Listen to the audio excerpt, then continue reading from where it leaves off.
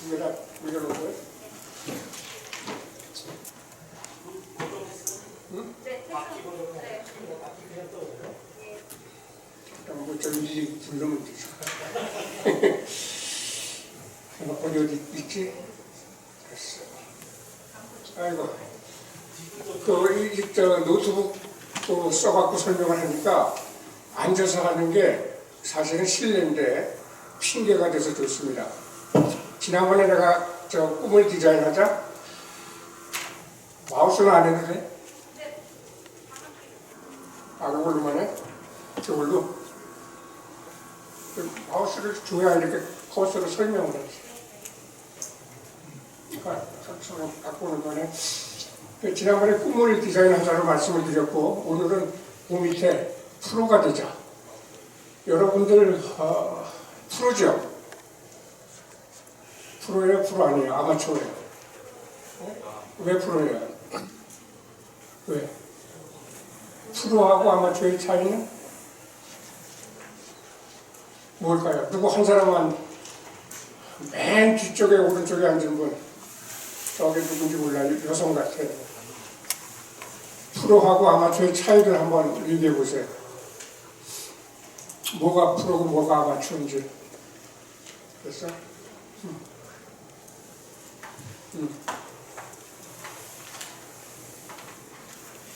됐어요. 뭘까요? 뭐 우리 남면 부장. 프로는 저의 노동력이나 저의 직접 기사를 대가를 받고 그렇지. 대가가 없는 데는 돈을 내지. 그죠? 우리가 골프 치러 갑니다. 좀 당구장에 당구 치러 가요. 근데 거기서 당구장을 1시간에 얼마씩 주고 당구 치는 사람은 아마추어. 어디 가서 당구를 치는데 남한테 돈을 받으면 프로. 즉 직업인이 되는 거죠. 직업을 프로페셔널이라고 그러잖아요. 괜찮아요. 다 그건 그래서 여러분들은 봉급을 받으면서 일하시니까 프로입니다. 그죠?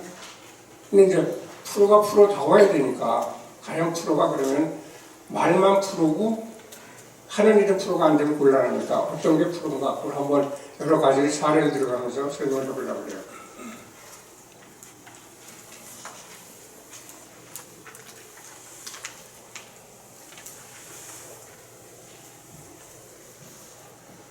저거를 전부 다 화면으로 보이고 이건 이렇게 내려가잖아요.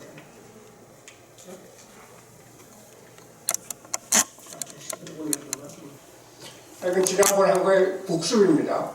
그죠? 꿈을 우리 가지고 일을 하자 말씀을 드렸고 꿈을 디자인하려면은 학습을 해야 된다. 그냥 나는 꿈을 가져야지만 되는 게 아니잖아요. 그죠? 그다음 나는 우정바이오의 전략기획본부의 미래다. 전략기획본부에 근무하는 사람은 그런 긍지를 가지는 게 난 좋다는 거죠. 영업본부의 미래다. 우정바이오의 바이오사업본부의 미래다. 이런 생각만 하면 벌써 속이 자세가 좀 달라지잖아요. 내가 그럼 큰 막중한 일을 해내야겠다. 어떻게 살아야 될까는 꼭 무슨 이게 직업인이 아니더라도 사람이면 누구나 이 생각해야 되잖아요. 난 왜 살아야 되지? 뭘 하고 살지? 어떻게 사는 게 보람 있는 삶일까? 그걸 지난번에 말씀을 드렸고 또 누구든지 꼭 있어야 되는 사람이 되자. 그죠? 가능한 대로. 그 다음에 꿈을 가능한 대로 크게 가지자. 그죠? 왜냐면 작게 가진다고 해서 더 행복한 거 아니고 크게 가져서 더 불행한 건 아니지만 행복할 가능성이 커진다. 그 다음에 여기 이제 나의 지침이라고 해서 나도 지금 항상 지갑에 넣어갖거든요. 꿈의 크기가 인생의 크기를 결정한다. 두 번째가 항상 긍정적인 마인드를 가지자. 세 번째가 최고라 그러는 게 별거 아니다.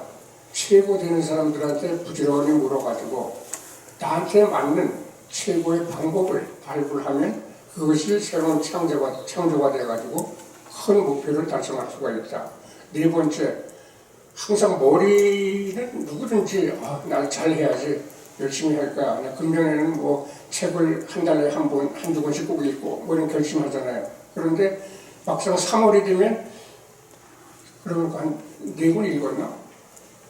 근데 안 읽는 경우가 많아요. 나도 그런 게 참 책을 더 많이 읽어야지 하면서도 못 읽는 게 많습니다. 그러니까 머리로는 명쾌하게 그런 목표를 잡아두는데 꼭 해야지 하는 절실함이 없기 때문에 안 하는 경우가 많고 마지막에 실행을 해야 되는데 내일 하지 그러다 보게 되면 목표를 잊어버리게 되는 거죠. 그 다음에 5번째, 리더는 가슴에 불을 준다. 이 가슴이 남의 가슴이라고 그랬죠. 뭐냐 그러면 혼자 하는 일은 이제 현대사회에서는 없습니다. 전부 조직이 하거든요. 그래서 그 조직을 갖다 만들어 놓고 조직 구성원들이 힘을 합쳐가지고 팀장을 좀 기무해서 일을 하게 되는 거고, 거기서 항상 팀장은 같이 일하는 동료들, 후배들, 부하 직원들 가슴에 불을 질러줘야 됩니다. 이렇게 해야지. 그렇죠? 그 다음에 마지막으로 오해 안 될 때는 남 탓을 하지 말자. 왜냐하면 남 탓을 할 수는 있으나 그래봤자 해결이 안 된다는 거예요. 남의 마음을 내가 다 좌지우지 못하니까. 그래서 나부터 바꾸게 되면 내가 거기서 어떤 30%의 포지션을 차지하고 잘못했다고 가정을 하면 나를 바꾸게 되면 30%는 개선된 거 아니에요. 그 다음에 남들까지도 개선시키면 거기서 얼마나 더 개선되는지 알 수가 있는 거예요. 자, 이제 오늘 얘기 프로라는 거는 되게 일을 하는데 고수를 얘기합니다. 하수가 아니고 고수. 그죠? 뭐든지 배우게 되면은 그 고수가 되길 원하잖아요. 당구를 치더라도 고수가 되기를 원하고. 그죠? 그 다음에 뭐 바둑을 두더라도 고수가 되길 원하고. 누구든지 다 더 잘 보고 싶어 하니까. 자, 그러려면은 이제 프로 경지에 가야 되는 거죠. 프로 아마추어 차이를 최근에 금년에 양동현 교수라고 하시는 분이 아까 얘기한 그대로 정의를 해놨어요. 돈을 받고 일을 하는 사람은 프로고 돈을 내고 일하는 사람은 아마추어다. 근데 돈을 받고 프로처럼 안 하면 우리 잘못된 거죠. 그런 줄 알게 된다는 거죠. 그 다음에 또 실제로 이제 일을 하다 보게 되면 그러면 돈 내고 돈 받고 이것만 차이냐? 그게 아니고 실제로 프로는 자기가 일하는 활동의 결과가 자신이 사전에 일하기 전에 예상했던 결말과 큰 차이가 없다. 그게 프로입니다. 근데 아마추어는 일을 하긴 했는데 당초에는 호랑이 그리려고 했는데 고양이 그렸다. 큰 차이가 났죠. 아마추어라는 거지. 그러니까 내가 스스로 나는 프로인가? 프로다운 프로인가? 나는 아마추어인가? 아마추어다운 프로인가? 보게 되면 이걸 보고 해보면 알아요. 내가 일을 했는데 당초에 뭐이 되자고 했던, 뭘 하겠다고 하던 걸 완전히 이룩해 놨는가 아닌가? 요걸 차이가 따라가지고 나는 진짜 프로다운 프로다. 아이 프로가 더 되어야겠다 하는 생각을 할 수가 있죠. 실제로 남성들은 축구를 많이 해보니까 알 거예요. 족구도 많이 해봤죠. 군대 갔다 와서는 족구 모르면 이상한 거지. 그때 발로 차면서 공이 나가는 방향, 속도, 그다음에 구질, 거기다 돌리기까지 하잖아요. 스핀까지 주죠. 자, 그게 자기가 애초에 의도했던 바대로 볼을 찼으면 프로. 대충 찼는데 그저 운이 좋아서 들어갔으면 아마추어. 그러니까 아마추어하고 프로는 확실히 결말을 미리 예측한다는 거예요. 사전에 예측할 수 있다는 프로예요. 해봐야 알지 하는 사람은 아마추어. 그래서 프로들은 항상 연습을 합니다. 그 야구 선수들 동계훈련 어디 갔다 오죠? 그죠? 겨울이니까 운동 안 해요.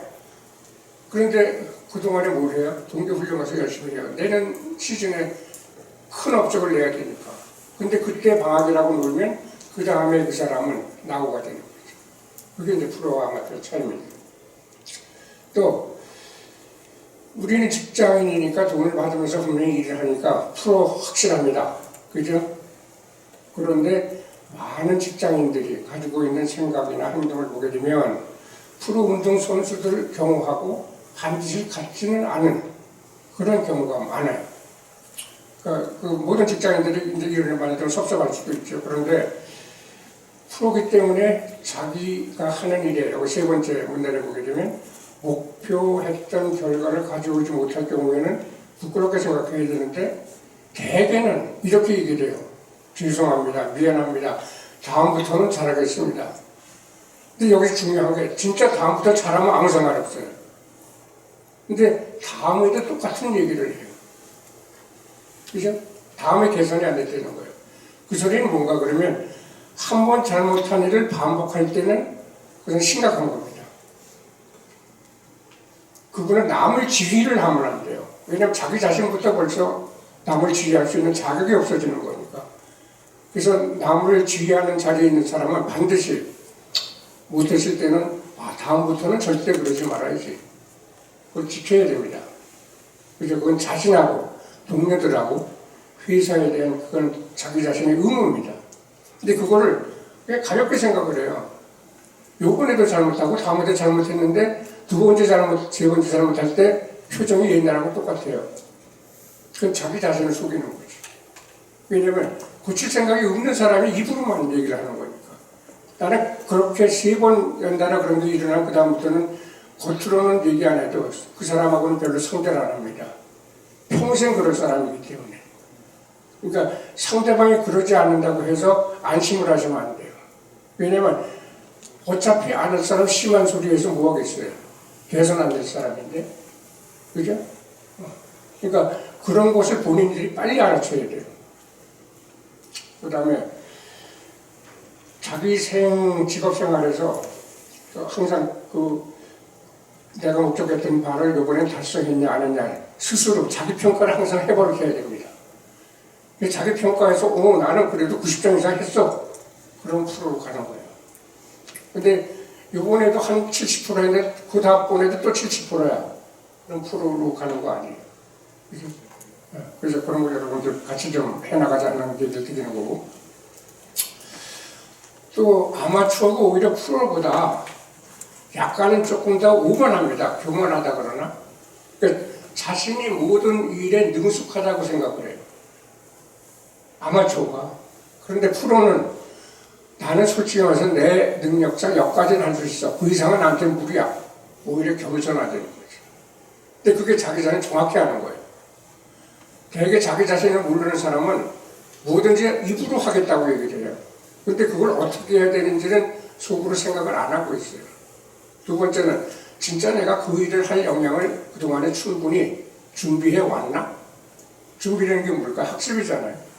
그건 없이 그냥 나는 할 수 있어. 그건 긍정적인 마인드는 좋으나 긍정적인 마인드를 가질 수 있는 역량은 키우지 못하고 있는 거죠. 그래서 항상 나의 능력 범위를 자기 자신이 명확히 알 때 그게 오히려 프로에 가까이 가는 것이다 하는 것이고요. 그 다음에 아마추어들은 윗사람이나 동료가 자기 자신이 어떤 하는 일에 대해서 야는 그게 좀 너무 심하게 잘못한 거 아니냐? 그렇기 때문에 그건 일에 대한 판단이잖아요. 그런데 인격에 대한 판단으로 사람에 대한 판단으로 오인을 해요. 그래갖고 틀어져요. 근데 직장에서는 그럴 필요 없어요. 내가 이제 전에 연구소장 할 때, 대표이사 할 때도 그런 사람 꽤 봤는데, 본부장급이고 연구센터장급인데, 우리가 이제 일정 기간, 반기별이라든가 분기별이라든가, 인사고과 평가를 하잖아요. 그죠? 그럴 때 한 친구가 나한테 왔어요. 연구센터장급입니다. 그러니까 연구소장 바로 아래급이에요. 사람이 사람을 어떻게 평가하는 거예요. 사람이. 그래서 어이가 없잖아요.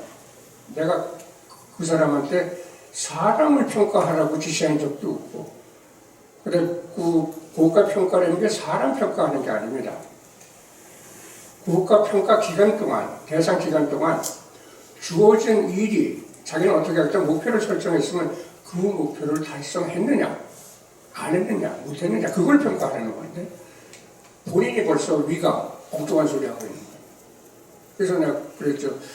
나는 사람 평가하는 짓은 한 적이 없고 이거는 아까 말한 그 기간 동안에 업무에 대한 퍼포먼스에 대한 평가인데 네가 사람을 평가하는 게 힘들다 그러면 너는 센터장 자리를 내놔야 된다. 그렇잖아요. 그럼 지시를 전혀 엉망 사람들만 해. 고민하지 마세요. 나는 저건 잘못해서 저건 제시키면 되고 이거 잘하면 돼. 이게 더 중요하다는 거죠. 그 다음에 아마 저는 요 전 페이지에서 말하는 거와 마찬가지인데 뭐 개인적인 그런 인신 무역에 들어가는 거 내가 야단 맞으면 그게 안 되는 거예요. 잘하라고 하는 거거든. 그런데 비판을 두려워해. 자기 잘하라고 칭찬은 아니지만은 이것만 고치면 넌 잘할 거야 이렇게 해주는 게 자기를 독려하는 거거든. 인커리지 시킨다는 말이에요. 그래서 그러니까 비판을 두려워하면 자기 자신의 약점을 자꾸 숨기려고 그래요. 약점은 그냥 공평한 나 그거 잘 못해 도와주라. 이게 오히려 바람직한 방향이에요. 그죠? 그 다음에 프로는 나까지 했는데 내가 지금 못하는 건데 적어도 조금은 더 잘할 거야. 최고로 잘하지는 못해도 웬만한 사람이 하는 것까지 나도 할 거야. 이렇게 자꾸 이제 범위를 할 수 있는 일의 범위를 넓혀가. 그게 프로라는 거죠. 자, 이건 재미난 말이 많아가지고 내가 포왔는데 어디서 포온지는 모르겠어요. 인터넷 들어가면 이런 거 많아요. 그 프로가 왼쪽 칼럼이고 아마추어가 오른쪽 칼럼. 저 뒤에서는 작은 글씨를 안 보이죠? 읽어드릴게요. 맨 위에 프로는 불을 피운다. 아마추어는 불을 쬐인다. 프로가 피운 불을 쬐는 사람은 아마추어라는 거예요. 두 번째, 자신의 일에 목숨을 건다. 프로. 자신의 일에 변명을 건다. 아마추어. 세 번째, 남의 말에 경청한다. 프로. 남의 말에 경청하는 게 어려워요. 어떤 사람은 자기만 하거든요. 자신의 일에 변명을 건다. 아마추어. 네 번째, 평생 공부한다. 프로. 한때 공부한다. 아마추어. 나는 대학교 때 공부 하나도 안 했어요. 왜냐하면 나는 그 약국을 개업하려고 인생의 목표를 학창시절에 세워드렸어요. 그러니까 약국 개업하는데 뭘 그렇게 학자 될 것도 아닌데 공부를 열심히 하나. 부지런히 친구 사귀고 여행할 거 다 하고 아주 실컷 놀았어요. 그리고 개업 준비를 위해서 유한양행 영업 마케팅부터 시작을 했어요. 한 3년 하고 물적을 한 다음에 약국 개업을 하고. 근데 그 종로 1가부터 6가까지 이제 병원을 찾아다녀야 되니까 길에서 대학교 때 은사님을 만났는데 그 양반이 대학원을 들어오라고. 그래서 나 공부 안 했다고, 공부하기 싫다고. 근데 강제로 야놈아 나이 든 사람이 말하는데 들어와. 그래서 학접시에 들어갔어요. 근데 공부하다 보니까 학창시절에 공부를 안 해서 그런지 공부가 그렇게 재밌더라고요. 진짜로 석사 때, 박사 때보다 더 열심히 했는데 그때 공부한 양이 어마어마해요. 또 그렇게 할 수 있었던 거는 대학교 때 다 놀아가지고 더 이상 놀 게 없었어. 그러니까 공부하면서 남이 하는 게 노는 게 하나도 안 부러웠어요. 그 덕을 많이 봤어요. 그러니까 여러분들도 놀 때는 부지런히 놀리는 거예요. 그냥 노는 것도 안 놀고 열심히 한다. 그래서 항상 성과가 오르진 않더라는 거지. 그 다음에 뚜렷한 목표가 있으면 프로, 뚜렷한 목표가 없으면 아마추어. 행동으로 보여주는 사람은 프로, 말로만 얘기하는 사람, 열심히 하겠습니다. 근데 언제까지 하겠다? 뭐 구체적인 계획을 안 갖고 있으면 아마추어. 그 다음에 이거는 뭐 반드시 이런지 나도 확신은 없는데 너도 살고 나도 살자고 일을 하는 사람이 프로고 너 죽고 나 죽자 하는 사람은 아마추어다. 누가 좀 농담해서 쓴 것 같아요. 그 다음에 자신한테 엄하고 남한테 후한 사람은 프로.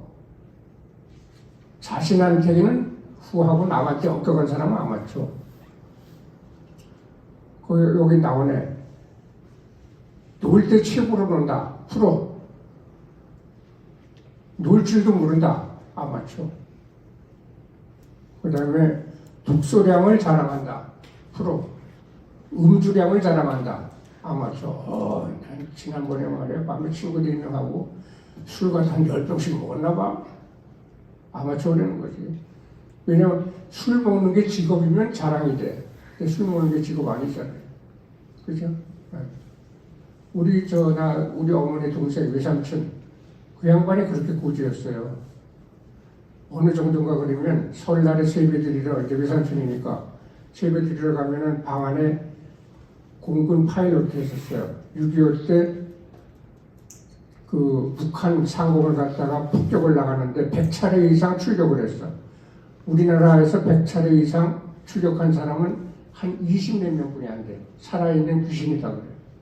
그런데 설날에 그 세배 들어가면 한 8명의 동료들이 가운데 다리에 막걸리가 있는데 팔자로 다 누워서 자. 밤새도록 술 마시다가 자는 거야. 난 그런 사람 세상에서 몇 번 못 봤어요. 그 양반은 물론 그 비행기 타고 나가서 싸움도 잘하지. 근데 놀 때는 그렇게 기가 막히게 노는 거야. 동료들하고. 그 다음에 사람을 소중히 하느냐? 프로. 돈만 생각하느냐? 아마추어. 해보겠다고 난 해볼 거야. 프로. 우선 안 된다고 먼저 말해요. 그건 이래서 안 됩니다. 아마추어. 그 다음에 시간을 관리하는 사람은 프로, 시간에 끌려다니는 사람은 아마추어. 지는 것을 두려워한다? 아마추어. 지는 것을 두려워하지 않는다? 프로. 아마추어는 이기는 것도 걱정을 한다? 아마추어. 이기는데 왜 걱정해요? 그때 걱정 많은 사람은 걱정하더라고요. 그 다음에 메모를 한다. 프로. 내가 이렇게 성공한 사람 보게 되면요. 다 메모 광입니다. 재벌 총수 중에서 메모 싫어하는 사람 아무도 없어요. 그래서 항상 메모 노트를 옆에다 두고 나도 메모하는 습관을 가지려고 많이 노력을 해서 지금 많이 쓰는데 이유는 간단해요. 어렸을 때는 메모 안 해도 다 기억을 했어요. 지금은 기억 못해요. 전화 받다가 아까 내가 뭐 했는지도 지금 기억이 안 나. 메모해야지 당연히. 지금도 할 일을 항상 A4에다가 한 2장 정리해가지고 순서를 갑니다. 또 일하는 순서는 거기에 선착순으로 일을 하는가? 바보예요. 빨리 끝낼 일부터 하는 거예요. 5분 끝낼 일은 그거부터 해야지. 왜 리스트업에다 제목을 하나 찾아오게 만들어? 이틀 걸릴 일부터 한다? 바보. 30분에 끝낼 일부터 하려는 거예요. 이틀이면 어차피 이틀 동안 시간 집어넣어야 돼. 그런데 30분 할 일을 왜 뒤로 밀어? 그죠? 그러니까 일하는 순서도 생각을 해야 된다는 거죠. 그 다음에 지금 당장 해야 된다. 이거 오늘은 바쁘니까 내일 할래. 아마추어. 오히려 이게 다 지금 말씀드리니까 다 그럴듯하잖아요. 쉽고. 근데 의외로 그게 많아요. 그 다음에 꿈을 먹고 산다. 프로죠, 당연히. 꿈이 없이 또는 꿈을 잃고 산다. 아마추어. 이게 이제 누구나 다 보면 알 건데 실제로 실행하기에는 그렇게 녹록지가 않아요. 그래서 어떻게 하면은 프로가 되는가? 나부터 변화를 해야 된다. 우선 무엇을 바꾸냐? 아까 긍정적인 사고방식 가진 사람들이 프로라고 그랬잖아요. 그죠? 마음의 자세가 항상 긍정적으로 즐겁고 재미있고 일하는 거 재미있게 해야죠. 내가 지금 하는 일이 재미가 없다, 신나지 않는다, 그럼 빨리 딴 일 찾아야 됩니다. 왜 그 어려운 일을 신나지 않은 일을 왜 해요? 평생은 100살도 못 사는데 신나는 일 하고 살아야지. 그죠? 그래서 항상 내가 일하면서 그 일이 나는 즐거운가? 그걸 항상 생각해야 돼요. 즐거우면 그거 할 만한 겁니다. 즐겁지 않으면 빨리 간거예요. 그 다음에 변화하는 방법. 작고 쉬운 것부터 철저하게 변하자. 일의 순서도 똑같았죠. 작고 쉬운 것부터 빨리 일해야 되죠. 일하는 자세, 태도, 행동도 작고 쉬운 것부터 철저하게 실행하면 됩니다. 그 다음에 스스로 변해야 된다. 남이 학생 때 야마 공부해. 그런다고 해서 공부가 되나요? 공부할 마음이 있어야 되지. 스스로 하는 거거든요. 그 집에 이제 자식들도 야단만 친다고 절대 개선이 안 돼요. 그 사람들이 잘 자기 자식들이라도 설득을 해야 됩니다. 그렇게 변화하는 거하고 변하지 않는 거하고 결과가 어떻게 다른가를 사례를 들어서 자꾸 얘기하다 보게 되면 자기들 슬슬 맨 처음에는 부모가 말하면 대드는 경우가 많아요. 에이 안 그래도 되는데 괜히 나만 가지고 그런다고. 그때 서로 싸우면 혼내. 설득을 하면 먼저 합의점이 찾아져요. 그 다음에 이제 변화에서 아까도 그랬죠. 나 자신을 명확히 알아야 되는데 내가 어떤 일을 잘하고 어떤 일을 못하고. 그래서 이게 그러니까 잘하는 일부터 더 잘하게 만드는 게 변화잖아요. 그거 가야 되고. 그 다음에 나 자신을 진심으로 믿을 때, 신뢰할 때, 그때 변화를 할 수가 있다는 거예요. 그 다음에 서로 내 동료들하고 건전한 비판이 서로 통할 때, 비판했는데 야, 너 나를 갖다 그렇게 저 사람을 모욕을 줘? 이렇게 받아들이면 변화가 안 되죠. 그죠? 그런 거. 그래서 요거는 지난번에 나의 지침도 제가 내용 있을 때 창업자가 평생 동안 만들어 온 경영 지침, 이거를 수백 페이지 되는 그 자료들을 한 페이지로 요약했다 그랬죠? 이것도 그때 같이 요약을 한 겁니다. 바른 생각, 바른 자세, 바른 행동이 뭔가. 그때 저기 붉은 글씨로 목표를 설정하고 그것을 성취하기 위한 계획을 세우고 날마다 그 계획을 실천하기 위해서 노력해 나가는 것. 이게 가장 바른 생각이고 바른 자세고 바른 행동 지침이 되는 거죠. 만약 주황색인가요? 요게 글자 쓴 것만 확실하게 실천에 옮겨도 여러분들은 금방 프로 중에 3%가 되는 겁니다. 다음에 여기 계신 분들 지식근로자가 많아요. 연구하는 사람 되게 지식근로자 아니에요. 자기가 스스로 설정한 기준에 따라서 성장할 수밖에 없어요. 지식근로자는. 그래서 자기가 되고자 하는 목표를, 기준을 낮게 잡으면 그 사람은 거기까지만 성장하죠. 더 이상 성장하고 싶잖아요. 누구든지. 그럴 때는 노력이 따라야 된다는 거죠. 그래서 바른 생각, 이거 앞으로 가는데 새치기를 하고 싶다. 그러면 그 사람은 아마추어 프로가 못 돼요. 실제로 바른 생각을 해야 되고 바른 행동을 해야 되고 그게 자신이 살아나가는 개인의 최선의 정책이 되는 거예요. 그러나 불성실하다 한두 번은 곁에 있는 사람들을 속일 수가 있어요. 그 옆에 있는 사람들 속아 넘어가줘요. 그런데 여러 번 속지는 않아요. 그렇게 세상 사람들이 우매하지 않거든요. 그래서 불성실한 거는 반드시 들통이 나게 돼 있어요. 지금 정치가들 못하는 거 여러분들 다 알잖아요. 저는 과거에는 이렇게 얘기했는데 최근에 와서는 말이 바뀌었네. 이거 누구든지 다 알잖아요. 그래서 불성실한 거예요. 그런 사람이 지금 펴달라고 아무리 요구해봤자 누가 주나요? 그런 게 중요한 거죠. 그 다음에 정직, 신뢰. 정직한 게 신뢰를 낳는 거예요. 그게 사람 살아가는데 가장 중요한 그런 평가 기준이 되는 거죠. 자, 그래서 제가 이제 우정바이오에서 프로가 되자 우리 얘기했고, 지난번에 얘기했듯이 꿈을 가진 사람과 그렇지 않은 사람은 출발은 같지만 결말은 반드시 다르다 말씀을 드렸고, 마지막으로 지난번에 얘기했어요. 우정바이오의 미래 경쟁력은 나, 그 다음에 우리, 그 다음에 나의 동료들 여러분. 뭐라 그랬어요? 사람. 여러분들이 다 우정바이오의 가장 미래를 책임질 분들이에요. 그래서 꿈을 크게 가졌다도 지난번에 말씀을 드렸고, 오늘 프로가 되자도 오늘 말씀드린 이유는, 자, 우정바이오의 미래 역량들이 여러분 손에 달렸기 때문에 우정바이오를 크게 발전시킬 분들이 여러분들이라서 여러분들이 다시 한번 부탁 말씀을 드리고, 제 말씀은 마지막으로 최근에 읽은 인터뷰 기사, 어디 올려주죠.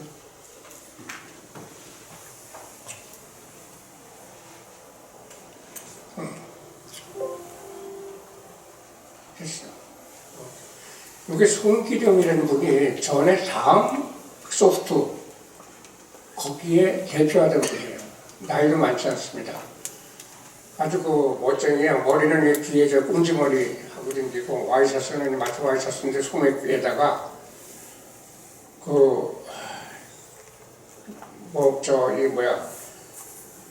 뭐를 마이닝 한다고 써갖고 댕겨요. 마이닝. 그러니까 사람의 마음을 탐색하고 댕기는 소리죠. 발굴하면서 댕기는 소리죠. 그래서 그 양반이 그 인터뷰 기사가 중앙일보에 실렸는데 내용이 아주 이게 며칠 안 돼요. 이제 금년에 인터뷰한 기사예요. 거기에 그 여러 가지 마음에 와닿는 일이 있어서 여러분들한테도 소개하고 공유하면서 자, 우리도 똑같은 사람이고 그 양반하고 우리하고 크게 다를 거 없어요. 그렇기 때문에 같이 한번 이 사람이 고민하는 거는 우리나라에 그래도 앞서가는 기업인이에요. 또 앞서가는 지성인입니다. 동기령 박사예요. 데이터 마이닝, 빅데이터 같은 걸 제바로 우리나라에서 이해하는 몇 사람 안 되는 사람 중에 하나니까 석학이죠. 그 사람이 얘기했어요. 미래는 이미 우리 곁에 와 있습니다. 모두에게 똑같이 오지 않은 것뿐이죠. 우선 그럼 각자가 미래가 내 옆에 왔다면 각자가 느끼는 거예요. 그죠? 그래서 당겨진 미래를 어떻게 활용할지 고민하는 게 우리의 책무다. 이 양반이 그렇게 주장을 해요. 매달 회사에서 같이 하는 거지만 1억 건이 넘는 소셜 빅데이터를 분석을 합니다. 어디다 주로 쓰느냐 이 사람은 마케팅에 씁니다. 옛날에는 그 마케팅 기법 쓸 때 가설을 만들어요. 자, 이렇게 하게 되면 앞으로 이 제품을 마케팅하는데 이 어떤 기술을 마케팅하는데 도움이 될까 안 될까? 그거를 결론부터 써놓고 검증을 해나가는 거예요. 실무율 검증이라고 그러죠. 통계학적으로 볼 때. 근데 지금은 다릅니다. 지금 소비자들의 마음이 어떻게 변하고 있는가? 그럼 그 변하는 마음에 따라 가지고 우리는 어떤 식으로 해야 우리의 클라이언트들하고 보다 밀접하게 협력을 하면서 우리 사업도 키워나갈 수 있는가? 이걸 생각하는 게 빅데이터를 쓰는 방법이에요. 그러니까 과거에 이 마케팅 기법이 오라 마라 할 때 통계학적 분석 방법하고 지금 빅데이터를 쓰는 건 다르다는 소리입니다. 내가 최근에 이제 약값구선도 그런 생각을 많이 했어요. 어떤 고혈압 치료 약물이 발탄산이라고 하는 그 고혈압 치료제예요. 그 원료 의약품에 일부 불순물이 들어가 있는데 그게 발암성 물질이랍니다. 그래서 현재 시중에서 발산탄이라는 약을 오리지널이고 카피가 판매하던 회사들가 전부 다 중지했어요. 이거 시작해서 폐기를 하라 그래갖고 심지어는 그동안에 사람한테 투약했으니까 그거는 이상하게 바람직하지 않은 약을 판매한 거기 때문에 처방에서 판거 돈 다 풀어내라 이런 소리까지 하고 있어요. 그래서 나는 간단히 생각을 했어요. 그래갖고 지금부터 막 동물 실험을 해요.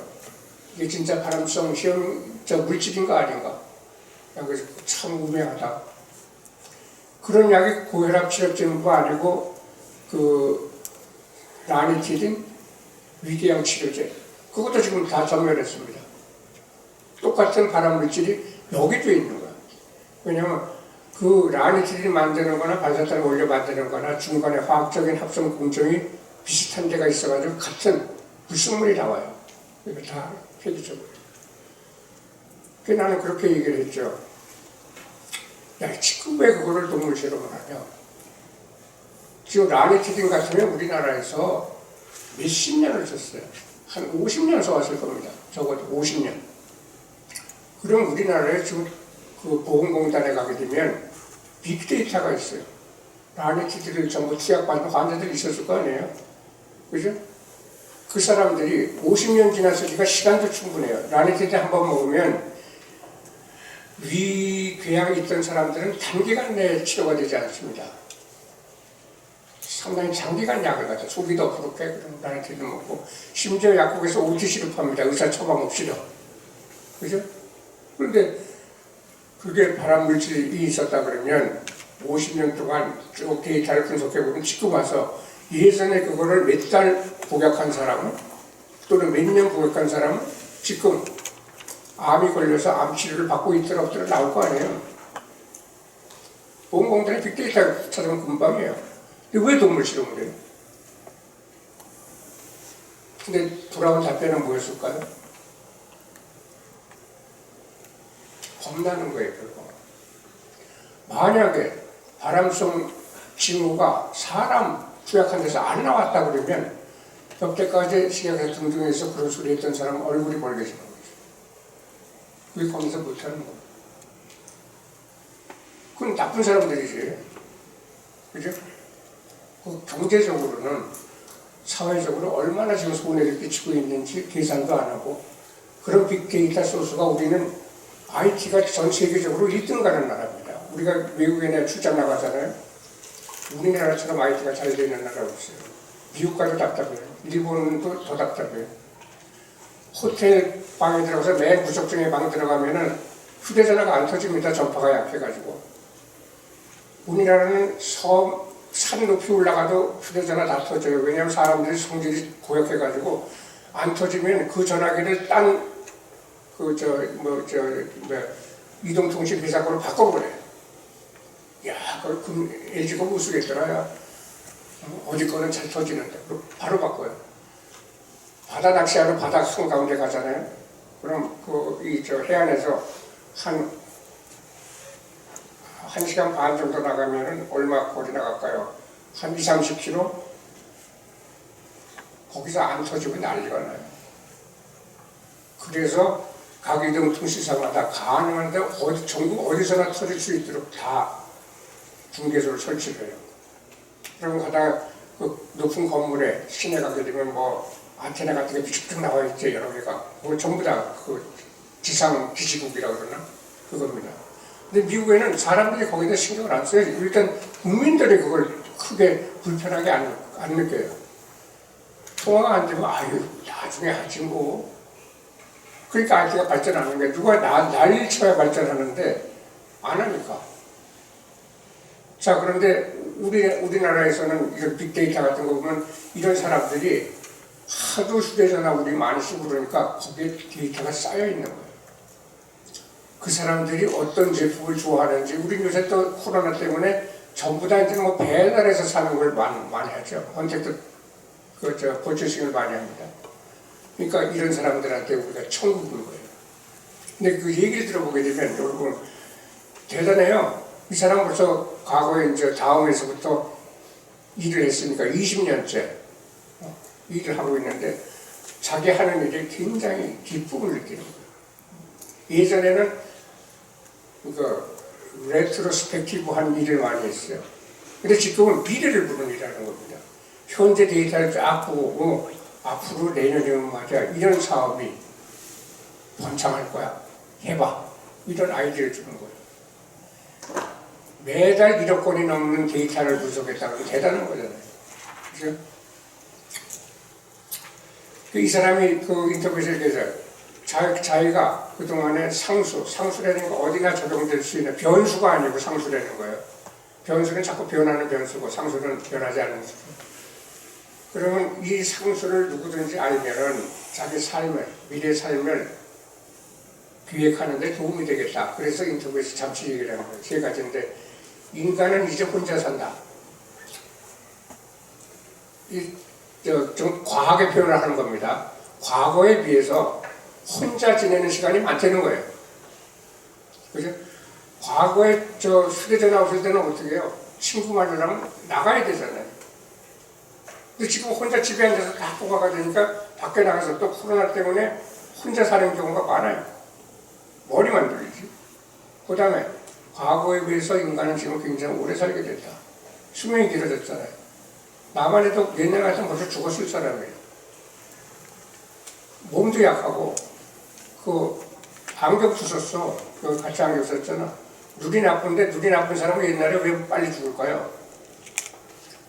밖에 나가서 사냥하고 살아야 되는데 호랑이가 옆에 있는지 없는지 눈이 나쁘니까 안 보여. 가장 먼저 잡아먹히지. 달리기를 잘해야 되잖아요. 얼마큼 잘해야 될까요? 같이 도망가는 옆 사람보다만 더 빨리 달리면 돼. 늦은 사람을 맹수가 잡아먹으니까. 근데 나는 뭐 그런 거에는 전혀 타고난 재간이 없어. 운동은. 그러니까 옛날 같은 벌써 죽었겠지. 근데 이제는 의료도 발달하고 그러니까 눈 나빠도 안 겪고 다 살지. 오래 살게 됐어요. 그래, 사람들과 관계 때문에 사는 게 지금 과거에 비해서 찍어요. 나만 해도 그래요. 옛날에는 뭐 친구가 좋아가지고 그 대학교 때부터 젊었을 때 보면 거의 뭐 친구들하고 몰켜 사는 게 일이야. 그때 휴대전화도 없으니까 만나자고 약속했으면 그 장소 가서 1시간 늦게 나타나도 다 기다려. 한 5사람이 모이면 그중에서 한 놈은 늦어요. 어떤 놈은 4시간 늦는 놈도 봤으니까. 그래도 또 잡담하면서 기다려서 또 같이 술 마시러 나가고 그래요. 그런데 지금은 점점 그런 게 다 줄어든 게, 자, 이런 사회에서 과거처럼 살까? 달리 살까? 달리 살아야지. 이런 걸 연구하는 사람이 있어요.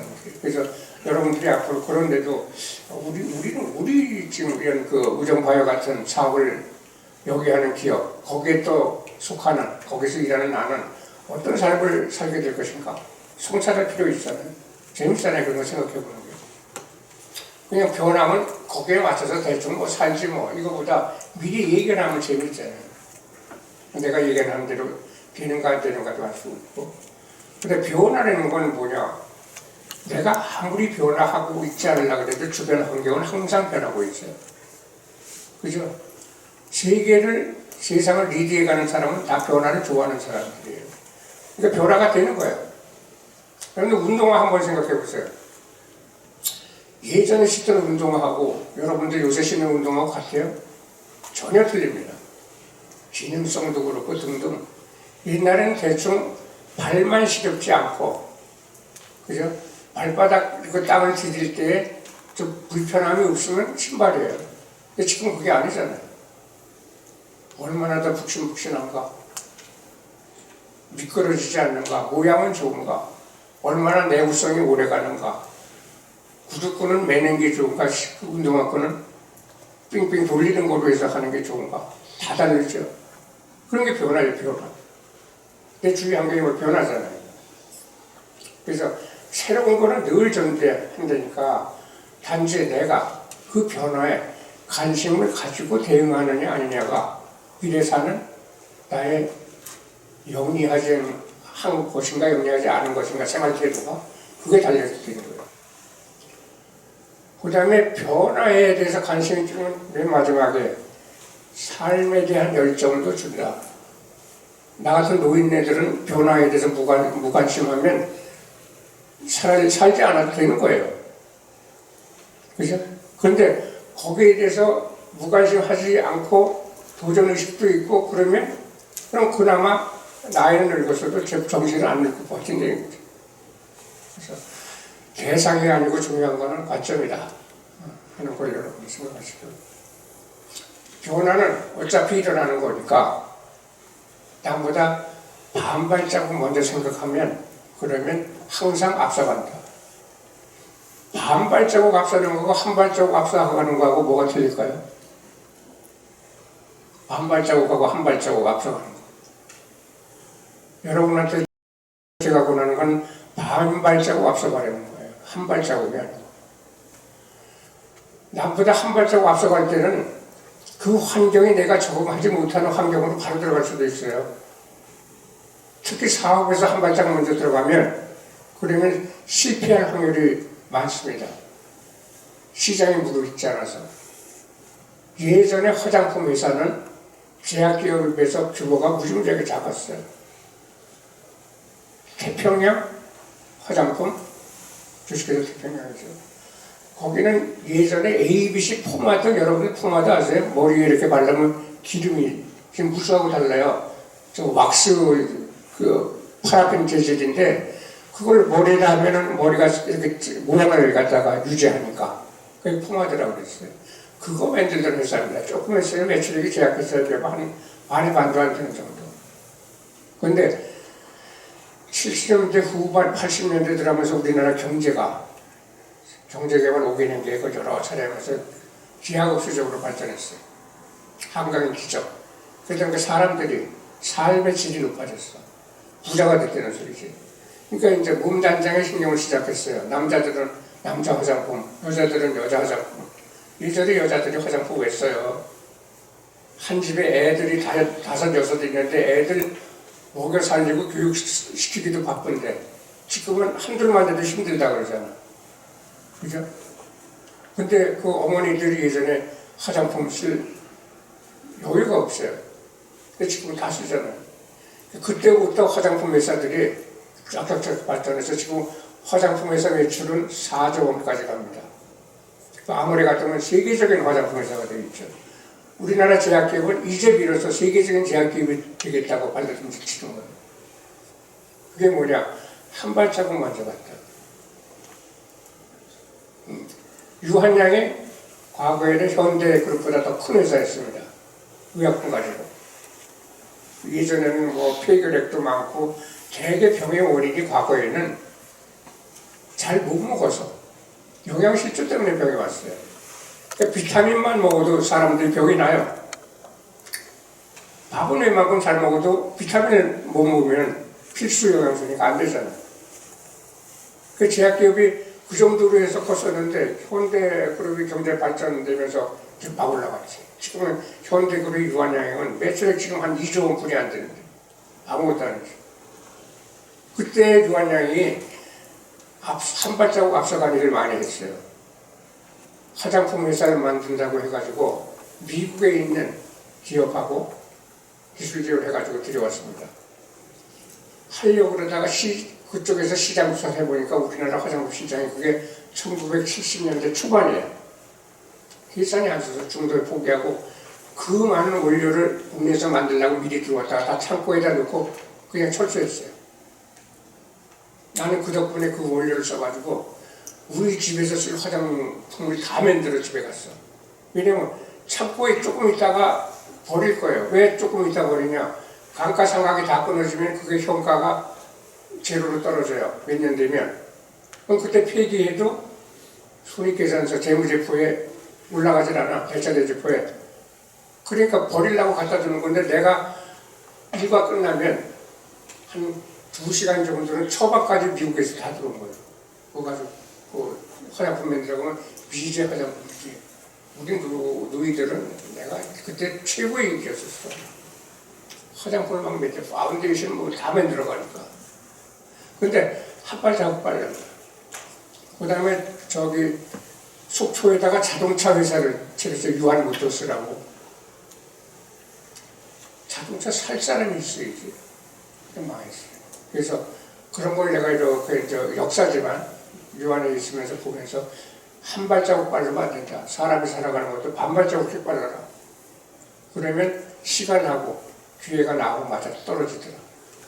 내가 신약 개발을 80년대 중반에서부터 했어요. 만약에 내가 70년대 중반에서 그걸 했다 그러면 평생 하나도 못하고 끝났을 거예요. 근데 그때가 마침 우리나라에서 신약 개발할 때야. 물질특허 제도도 우리나라에 처음 들어와서 시행을 87년 7월부터 했었고 준비가 제발은 딱 맞은 거지. 그러니까 뒤에도 항상 반발자국만 빨리 가고